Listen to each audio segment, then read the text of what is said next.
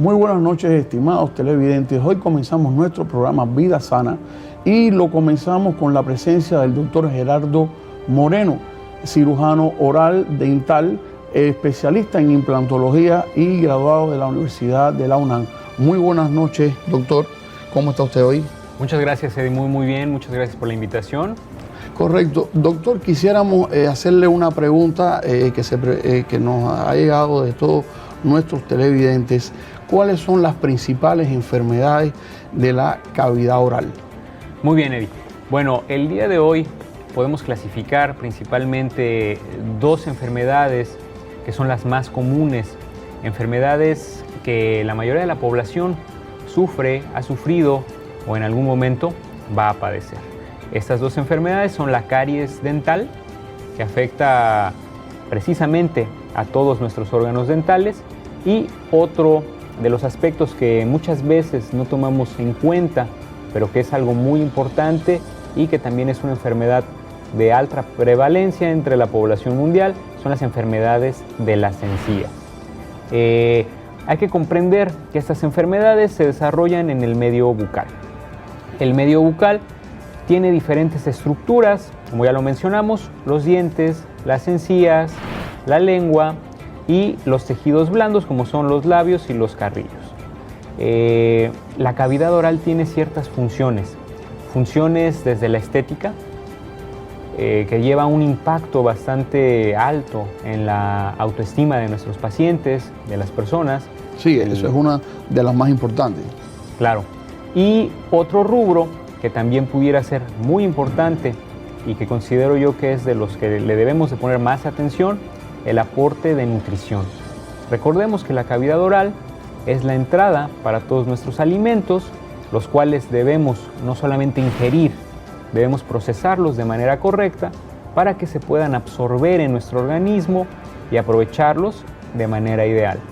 Si nosotros tenemos una deficiencia en la cavidad oral y no podemos procesar estos alimentos de manera adecuada, pues también podemos tener problemas de tipo gástrico, más allá de los nutrimentales. Doctor, básicamente toda la higiene bucal, ¿por qué puede afectar tanto en la creación de enfermedades? Muy bien, bueno, vamos a empezar a abordar la primera de estas enfermedades, que es la caries. Para poder hablar de la caries, tenemos que conocer a nuestros dientes. Nuestros dientes están conformados por diferentes capas. La primera capa, la más superficial y de la que mucho hemos escuchado hablar en diferentes medios, pues es el esmalte. El esmalte, que tiene una característica, que es la superficie más dura que tenemos en nuestro organismo. Aparentemente tiene un aspecto transparente. De ahí tenemos otra capa, que es un poco más profunda, es más densa, pero que es menos resistente. Esa siguiente capa del diente se llama dentina. Es el que le da la coloración un poco más amarilla a nuestros dientes y que microscópicamente se le caracteriza por tener la apariencia de unos túbulos, unos pequeños tubos que van a conectar a nuestro esmalte con la tercera capa de nuestro diente, que es el tejido pulpar. El tejido pulpar, que muy comúnmente conocemos como el nervio. Este tejido pulpar tiene dos características. En su estructura va a comprender una terminación sensitiva que le va a dar toda la sensibilidad a nuestros dientes y vasos sanguíneos que le van a dar la vitalidad. Comprendiendo esas tres estructuras, ya podemos hablar entonces de cómo se empieza a desarrollar el proceso de caries. El proceso de caries está dado por bacterias. Esas bacterias que normalmente tenemos dentro de la cavidad oral y que mantienen un equilibrio adecuado. Cuando nosotros, por diferentes factores como es una mala higiene, desequilibramos esa situación en nuestra boca, les damos un medio ambiente propicio para que ellas se reproduzcan, les damos un sustrato para que esas bacterias empiecen a formar colonias bacterianas mucho más grandes, vamos a tener el inicio de la caries. De ahí es la importancia del cepillado 3 veces al día. Claro, normalmente cuando nosotros ingerimos algunos alimentos, los carbohidratos y las azúcares de estos alimentos se van a acumular en sitios problema. ¿Cuáles serían estos sitios? Las fisuras de los dientes y los espacios interdentales. De ahí que comúnmente estas dos estructuras sean las que se afectan mucho más rápido por los procesos de caries. Como ya dijimos, las bacterias van a tener un medio ambiente, un sustrato, van a reproducirse y el metabolismo de esas bacterias es un ácido. Es un ácido que se va a depositar en esos sitios, los cuales ya mencionamos, y que van a empezar a crear un proceso de desmineralización que va a ir progresando poco a poco. Generalmente, el inicio de la caries, el paciente no lo percibe. Si nosotros acudimos al odontólogo y tenemos una revisión de rutina, por medio de radiografías, por medio de algunos auxiliares de diagnóstico, como son algunas luces especiales, instrumentos, podemos detectar ese inicio de la caries en el esmalte dental. Generalmente el tratamiento es muy simple y el pronóstico es muy bueno. Desgraciadamente no todas las personas acuden regularmente al dentista y es difícil que nos demos cuenta de que estamos cursando esta enfermedad en su etapa inicial. Doctor, ¿qué recomendaría usted? ¿Cuántas veces se debe durante un periodo de tiempo de un año asistir a una revisión con el dentista? Muy bien, lo recomendable sería que por lo menos cada 6 meses vayamos al consultorio dental, tengamos un chequeo y podamos identificar inicios de algunos problemas. Como por ejemplo en este caso vimos un ejemplo de la caries. La caries, cuando no es tratada a tiempo, va a involucrar no solo al esmalte, va a involucrar también a la segunda capa del diente de la cual ya hablamos, que es la dentina. Generalmente esta capa ya empieza a percibir esos estímulos sensitivos, nos empieza a molestar cuando tomamos agua fría, cuando empezamos a masticar y generalmente se empiezan a formar cavidades, huecos dentro de nuestros dientes, los cuales cuando nosotros acudimos al odontólogo tendremos que darle solución. Vamos a utilizar la ya muy conocida turbina dental para remover todo ese tejido que ya está reblandecido, que está infectado por caries y que realmente tenemos que eliminar para que el proceso se detenga y no siga avanzando. Esta es la famosa maquinita que no nos gusta a nadie. Sí, es la maquinita que a todo el mundo le da miedo, pero bueno, al momento es lo más cotidiano, es lo más común que tenemos para detener esos avances progresivos de la enfermedad caries. Una vez que nosotros hemos detectado y hemos dado solución al avance de la caries, lo que tenemos que hacer es elegir el material adecuado para poder restaurar esa pieza dental. ¿De qué va a depender que nosotros podamos elegir de las diferentes gamas de materiales para restaurar? ¿Qué tanta estructura dental sana tenemos? ¿Qué tipo de paciente tenemos? Y básicamente, eligiendo el material adecuado, nuestra restauración va a ser duradera y vamos a evitar más problemas. Las restauraciones más comunes, que ya de mucho tiempo se vienen usando, son las restauraciones metálicas de amalgama. Si queremos algo más estético, también podemos optar por las restauraciones de resina, que son del color de los dientes y tienen una estética muy alta. Doctor, quiero irme un segundo para un corto y regreso con usted porque está muy interesante lo que nos está planteando y para nuestros televidentes es excelente.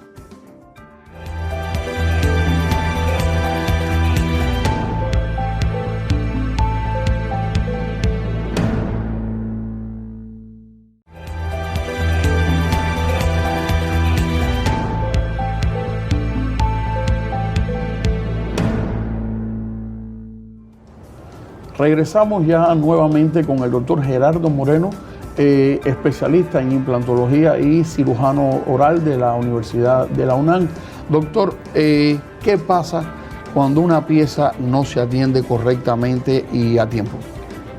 Muy bien. Bueno, generalmente cuando no acudimos a tiempo a restaurar estas piezas dentales, lo que sucede es que el dolor, la molestia y la incomodidad se acentúa aún más.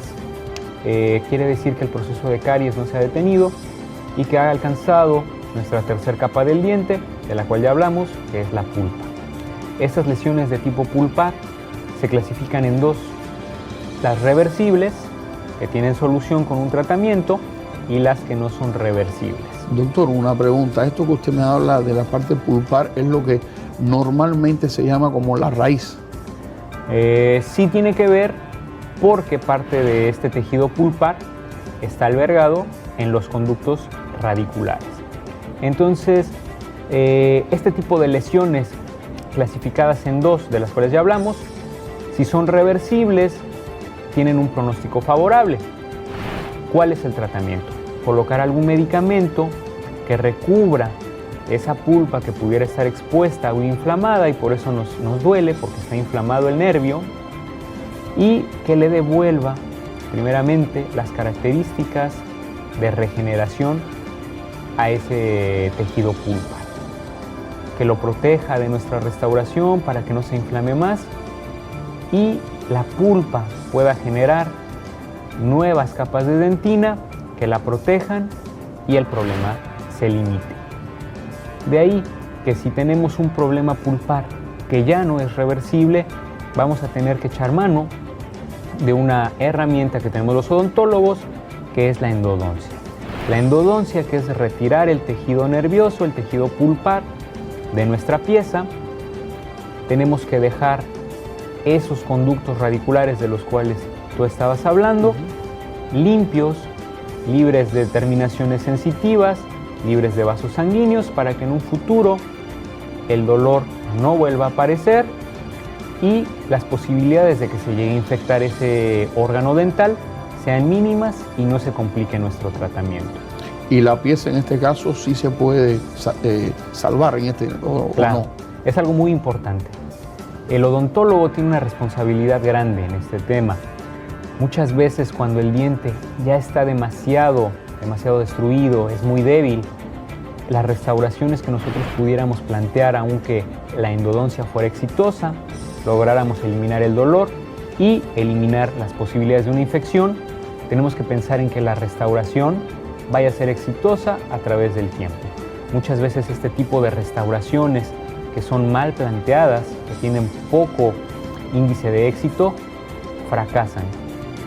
Y cuando fracasan, la última alternativa que tenemos nosotros es realizar una extracción dental. De ahí que tengamos que plantear muy bien nuestros tratamientos para evitar ese tipo de fracasos y mantenerlos mucho más tiempo en boca, en función, y que tengamos una rehabilitación exitosa.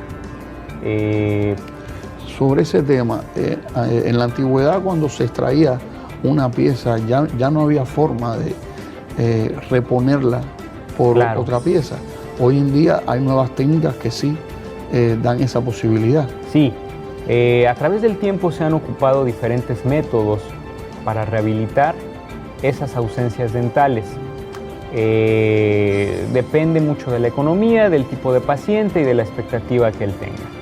Actualmente la alternativa más moderna, que tiene mejor pronóstico y que da mejores resultados, es la implantología. Vamos a comentar un poco qué sucede cuando perdemos un órgano dental. Hay cambios en nuestra boca. El hueso que estaba reteniendo ese órgano dental, al no tener un estímulo porque él ya no está, se va a reabsorber. Va a haber una pérdida en altura, va a haber una pérdida en grosor, nuestras encías se van a retraer en el sitio donde hicimos la extracción y en los sitios aledaños. Quiere decir que también los dientes vecinos van a sufrir cambios. Se van a girar, van a tratar de compensar ese espacio que se ha generado. El diente antagonista, superior o inferior, va a sobreerupcionar para buscar un contacto. De esa manera se va a perder el equilibrio que teníamos en la manera en que nosotros estamos mordiendo y vamos a ser más susceptibles a enfermedades de caries y a enfermedades de las encías. O sea, traduciendo un poco lo que usted está hablando, estamos perdiendo hueso de nuestra encía, de nuestra mordida, ¿no? Estamos perdiendo hueso, estamos perdiendo encías y eso nos va a causar muchos más problemas. ¿Qué es lo que tenemos que hacer? tenemos que plantear cuál va a ser la manera en que rehabilitemos a nuestro paciente. Tenemos que tener una planeación y tenemos que elegir muy bien si el paciente es candidato o no, en este caso para una rehabilitación con implantes. ¿Qué es lo más importante? Tener un paciente que sistémicamente sea el adecuado. La mayoría de las personas adultas mayores y que se encuentran alrededor de los 40 años, ya es muy común que tengamos problemas como la hipertensión, como la diabetes, que son enfermedades crónicas degenerativas que alteran muchas veces los pronósticos en los tratamientos. Hay que elegir muy bien al candidato por medio de la historia clínica, estudios de diagnóstico como son radiografías, laboratoriales, y muchas veces tenemos que apoyarnos en tomografías. Tenemos que planear muy bien. Tenemos que saber si el sitio donde vamos a plantear el implante es adecuado o no. Muchas veces cuando el sitio ya ha perdido demasiado hueso, no es posible colocar el implante, es un mal pronóstico y finalmente no va a servir. ¿Qué es lo que se puede hacer en ese caso? Echar mano de técnicas de injerto, las cuales se pueden dividir en dos. Doctor, vamos a quedarnos aquí y en el próximo segmento, después de unos cortos, vamos a terminar este tema y hablar sobre las encías, las enfermedades de las encías.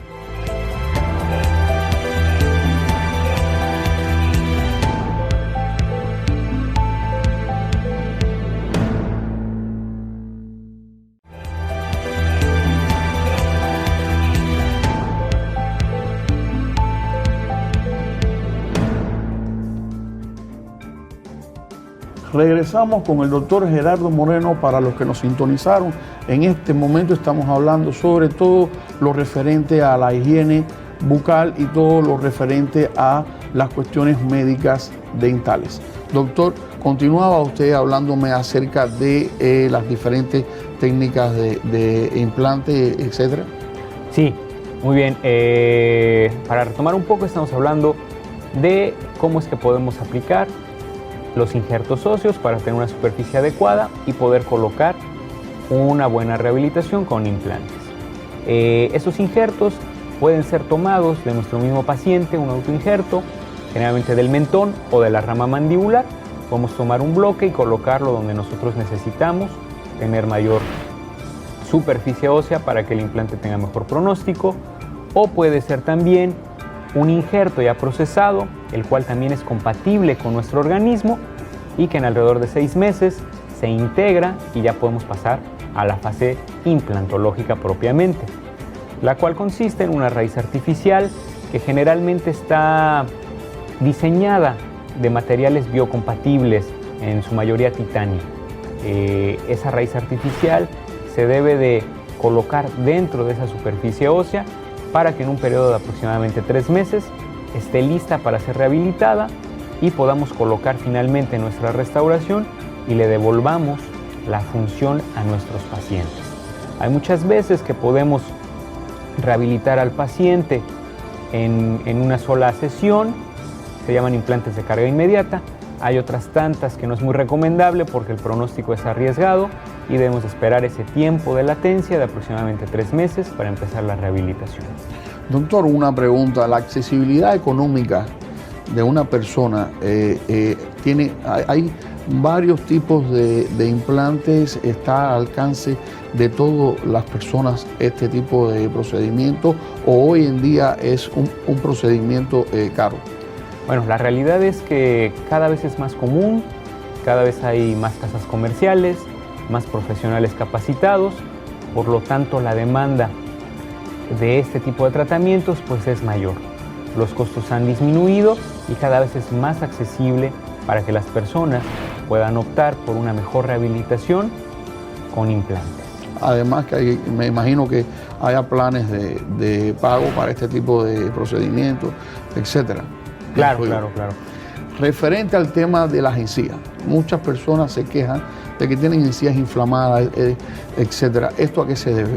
Bueno, cuando hablamos de encías, tenemos que comprender que el modo en que nuestros dientes están insertados en el hueso es por un complejo, el complejo periodontal, el cual está integrado propiamente por las encías, la raíz dental, el hueso mandibular o maxilar y las fibras que conectan esta raíz en su parte más superficial a la encía y en la parte más profunda al hueso. Generalmente el inicio de los problemas periodontales es la gingivitis, que es una inflamación que puede ser localizada o generalizada en toda la boca, en todas nuestras encías, que causa sangrado.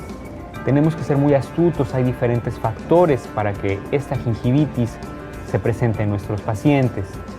No solamente la mala higiene, el acúmulo de placa dentobacteriana, lo cual genera esta inflamación.